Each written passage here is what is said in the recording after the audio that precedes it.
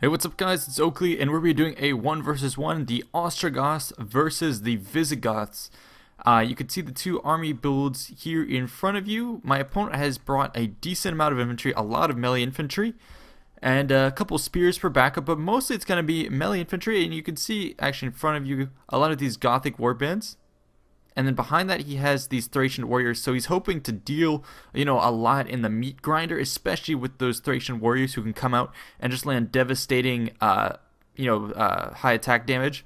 Yeah, he's brought a pretty heavy rush build with some cavalry to hold the flanks.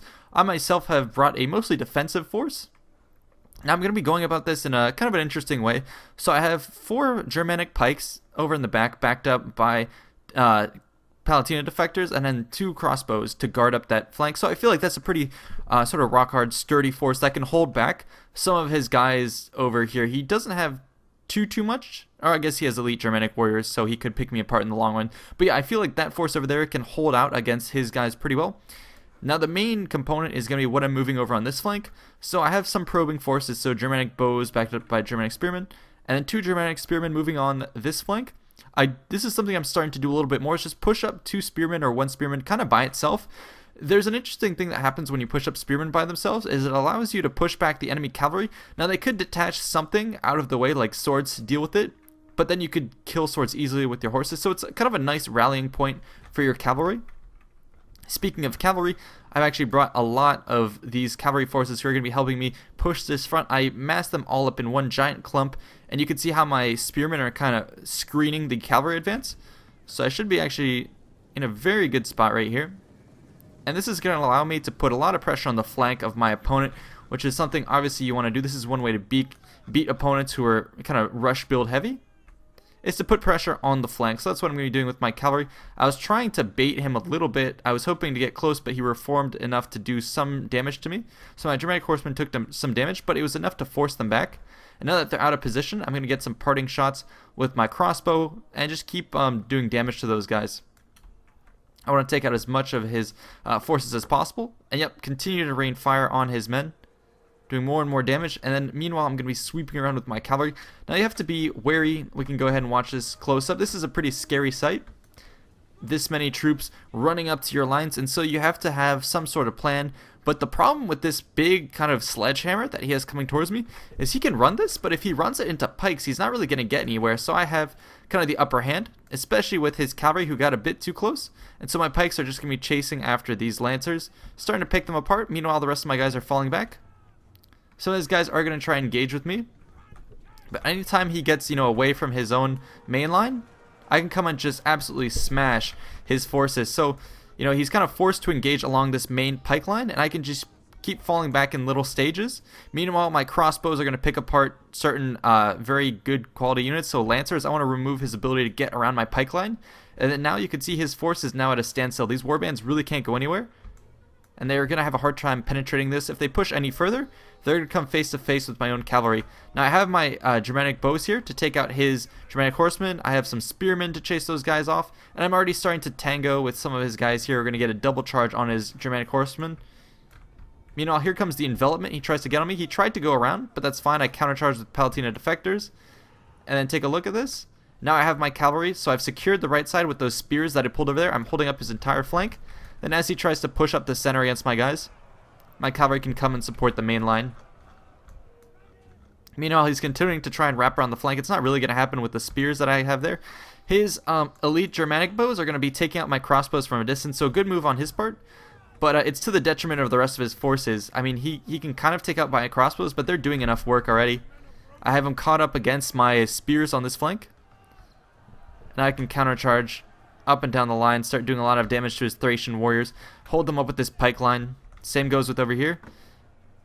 And then I've drawn out his guys from the action, and we're going to be getting some nice, supporting assaults. So this is one of the nice things, obviously, in Attila, is you can bring a lot of cavalry. This is something I like to bring, of course. The maneuverability that you get with cavalry, especially when you can isolate units like this. I can just absolutely destroy isolated forces. You can see his guys collapsing, and all down the line, I'm getting counter assaults against his men. Here, the Germanic spearman is another good place I'd like to crush his men. And my general's kind of in a precarious position because now my opponent has all of his bows who can start training fire on my general, so I have to kind of get him out of there. I'm going to pull him out at the last moment, but I was able to crush these Gothic warbands who came in and tried to break up my formation. Yep. So now he's going to start to penetrate a little bit more with some of his Thracian warriors who are left over, but I'll be able to pull back and kite to some degree. And I'm targeting his general with the leftovers of my crossbowmen. I want to have as much damage done as possible. And he was able to clean up some of my guys. I mean, his Thracian warriors, like I said, they have a good charge. And so he was able to clean up some of my flanks. But now I have enough cav that I can come and do extra damage against them.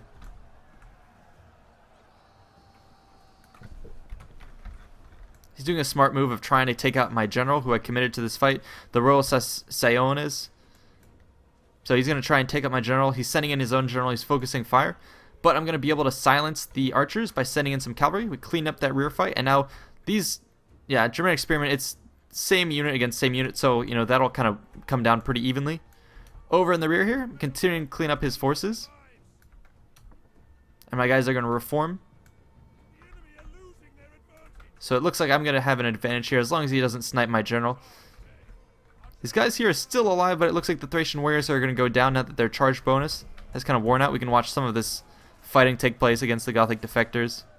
Haven't had a chance to look at too much of the combat animations in Attila. You always see me kind of on the larger scale. But the defectors are actually pretty good units. So you can see them kind of wrecking my opponent. My general detached himself from that fight to chase after the archers. I'm going to leave the infantry to fend for themselves over here because I know I have crossbowmen in the vicinity. And they are meant to just chew into these types of forces. And so I think at this point my opponent admitted defeat. So again, another fun battle that shows you kind of when you're matched up against those rush armies, there's a lot you can do. And I tend to prefer pushing a strong flank to hold up that main assault. And then of course, if you have access to pikes and crossbows, that's another great way to just force people back. Oh, this is actually interesting.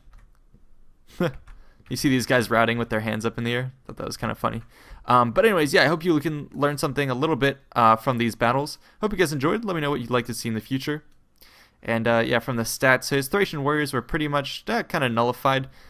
His warbands were pretty effective, I'd have to say, but I think just bringing a lot of cavalry, Germanic horsemen, really paid for themselves here, especially the noble Germanic horsemen. A lot of kills from them, my general as well. Pike line just held his guys at bay. And yeah, overall, pretty good synergy from those guys. His elite Germanic archers, I think if my opponent moved a little more slowly, he actually could have picked me apart. These guys have really extreme range. He should have probably just, you know, kept together. He had a rush build, but he had the ability with these long range guys to start picking apart my cavalry. If he had picked apart, for example, my Germanic crossbowmen, he probably would have won that battle.